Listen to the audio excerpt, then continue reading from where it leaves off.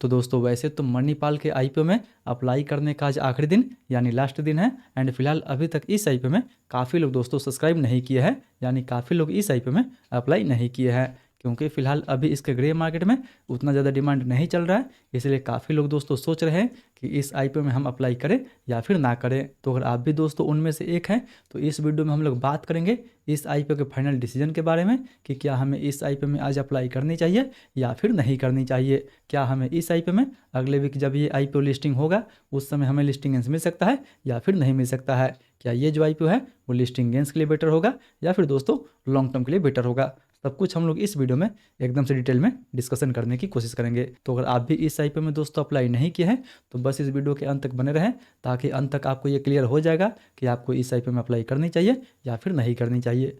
तो चलिए बिना आपका समय गंवाए सीधा वीडियो में आगे बढ़ते हैं और सबसे पहले दोस्तों बात कर देते हैं अभी तक के फिलहाल इस आईपीओ के डिमांड के बारे में कि फिलहाल मार्केट में इस आईपीओ का कैसा डिमांड चल रहा है। तो दोस्तों वैसे तो डिमांड देखने के लिए सबसे पहले हम लोग बात कर ले इस आईपीओ के साइज के बारे में। तो इस आईपीओ का साइज लगभग आपको 9,275 करोड़ के आसपास देखने को मिल जाएगा। हालांकि देखा है दोस्तों तो इस आईपीओ में क्यूआईबी का जो कोटा रखा गया है वो 75% के आसपास रखा गया है। एचएनआई के लिए इस आईपीओ में 15% के आसपास कोटा रखा गया है।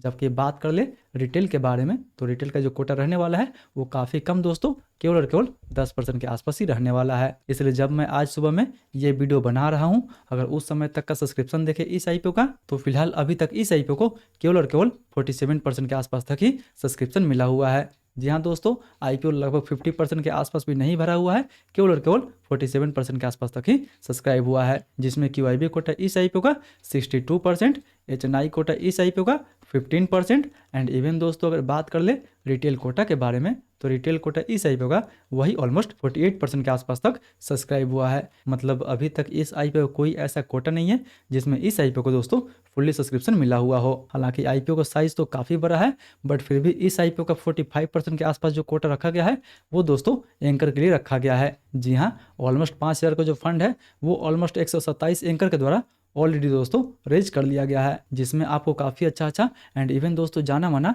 एंकर का नाम देखने को मिल जाएगा, जैसे ICICI mutual fund, Kotak mutual fund, Fidelity, Motilal Oswal, HSBC, Societe Generale, Goldman सैक्स एंड इवन एडलविस जैसे बड़े एंकर का नाम इसके एंकर एलोकेशंस लिस्ट में देखने को मिल जाएगा। यानी भले ही दोस्तों अभी तक इसके ग्रे मार्केट में आपको उतना ज़्यादा डिमांड देखने को ना मिले, ना ही इसका सब्सक्रिप्शन में आपको उतना ज़्यादा डिमांड देखने को मिले, बट अगर आप दोस्तों इसका एंकर बुक देखते हैं तो कंपनी का जो एंकर बुक है वो काफ़ी सॉलिड निकल के आया हुआ है। हालांकि अगर ग्रे मार्केट में डिमांड भी देखते हैं तो ग्रे मार्केट में डिमांड लगभग आपको 1 से 2% के आसपास ही देखने को मिलेगा, बट फिर भी दोस्तों एंकर बुक काफ़ी सॉलिड निकल के आया हुआ है। तो उम्मीद है कि आज इस आईपीओ में आपको 1 बजे के बाद काफ़ी अच्छा सा सब्सक्रिप्शन देखने को मिल सकता है। जी हाँ दोस्तों, भले ही इस आईपीओ का रिटेल कोटा जो है वो फुल्ली सब्सक्राइब हो या फिर ना हो, बट इवन आपको क्यूआईबी में काफ़ी बम्पर रिस्पॉन्स देखने को मिल सकता है। एंड मेरे अनुमान से दोस्तों इसका क्यूआईबी कोटा एटलीस्ट मिनिमम जो है वो 50 गुना के आसपास तक तो भर ही सकता है। जी हाँ दोस्तों, भले ही ग्रे मार्केट में इस आईपीओ का अभी डिमांड ना हो, बट ये जो आईपीओ है वो दोस्तों क्यूआईबी का फेवरेट बन सकता है, क्योंकि इंडिया का हेल्थ केयर सेक्टर का फ्यूचर काफ़ी ब्राइट है एंड ये सेक्टर दोस्तों क्यूआईबी का फेवरेट सेक्टर है। यानी जो एफआईआई है एंड बड़े इन्वेस्टर्स हैं उनका ये जो सेक्टर है वो काफ़ी फेवरेट सेक्टर है। हालांकि वैल्यूएशन इस आईपीओ को दोस्तों ज़्यादा रखा गया है, बट फिलहाल इस आईपीओ से ये कंपनी जो भी फंड रेज करेगी ज़्यादा पैसा उसका जो है वो अपने बिजनेस ग्रोथ के लिए एंड डेट रिपेमेंट करने के लिए यूज करेगी, जिसके बाद कंपनी की जो बैलेंस शीट है वो दोस्तों आपको काफ़ी अट्रैक्टिव देखने को मिल जाएगा। एंड इसलिए दोस्तों जो भी बड़े बड़े इन्वेस्टर्स हैं इस आईपीओ में वो जो है वो फ्यूचर पर्सपेक्टिव को देखते हुए दोस्तों इस आईपीओ में अप्लाई करने वाले हैं। इसलिए अगर आप दोस्तों केवल और केवल लिस्टिंग गेंस के बारे में सोचते हैं तो फिलहाल दोस्तों उम्मीद तो नहीं है कि इस आईपीओ में आपको लिस्टिंग गेंस मिल सके, क्योंकि वैसे दोस्तों अभी फिलहाल इसके ग्रे मार्केट में लगभग 1 से 2% के आसपास ही डिमांड चल रहा है।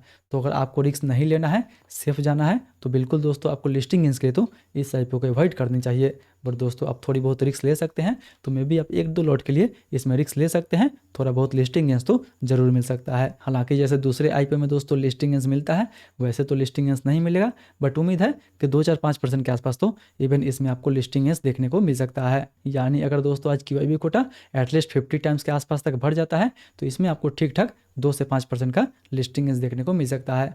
बट दोस्तों अगर KYB कोटा में बेटर सब्सक्रिप्शन नहीं आया, हर कोटा इसका खाली रह गया, तो उम्मीद है इसका लिस्टिंग इवन आपको फ्लैट भी देखने को मिल सकता है। बट काफ़ी कम चांस है दोस्तों कि इसका लिस्टिंग आपको इवन निगेटिव में देखने को मिले। हालांकि देखा है दोस्तों तो जब भी इतना बड़ा बड़ा साइज का IPO आता है उनमें हमें डिमांड थोड़ा सा कम देखने को मिलता है, क्योंकि इतने बड़े साइज के IPO में हम लोग काफ़ी ज़्यादा लिस्टिंग गेंस एक्सपेक्ट नहीं कर सकते हैं। इसलिए लिस्टिंग गेंस के लिए दोस्तों इस IPO में आपको कोई भी रिस्क नहीं लेना है, तो आपको तो बिल्कुल इस IPO को अवॉइड कर देनी चाहिए। बट थोड़ा बहुत रिस्क लेना चाहते हैं तो 1-2 लॉट के साथ इस IPO में आप जा सकते हैं। बाकी बात दोस्तों जिनका भी लॉन्ग टर्म के लिए 2 से 4 साल का रहने वाला है उनके लिए ये जो IPO है वो दोस्तों बेस्ट होने वाला है। जी हाँ, ये जो IPO है दोस्तों वो लॉन्ग टर्म के लिए काफ़ी अच्छा होने वाला है। सो अगर आपको केवल और केवल लिस्टिंग गेंस के लिए जाना है एंड रिस्क नहीं लेना है तब तो दोस्तों लिस्टिंग गेंस के लिए आपको इसको अवॉइड कर देनी चाहिए। बाकी बात अगर आप लॉन्ग टर्म के लिए जाना चाहते हैं तो ये IPO लॉन्ग टर्म के लिए काफ़ी बेटर हो सकता है।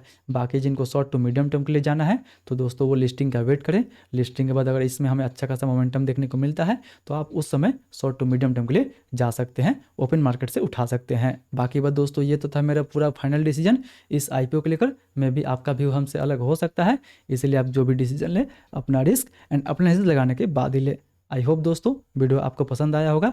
वीडियो अच्छा लगे तो वीडियो को लाइक करें एंड हाँ 2 बजे के बाद मैं इस IPO का अपडेट जो है वो टेलीग्राम ग्रुप में दूंगा, तो इसलिए लास्ट मोमेंट अपडेट के लिए दोस्तों आप हमारे टेलीग्राम ग्रुप से जुड़ना ना भूलें, जिसका लिंक भी इवन नीचे आपको डिस्क्रिप्शन बॉक्स में देखने को मिल जाएगा। बाकी बात फिर मिलते हैं अगले वीडियो में।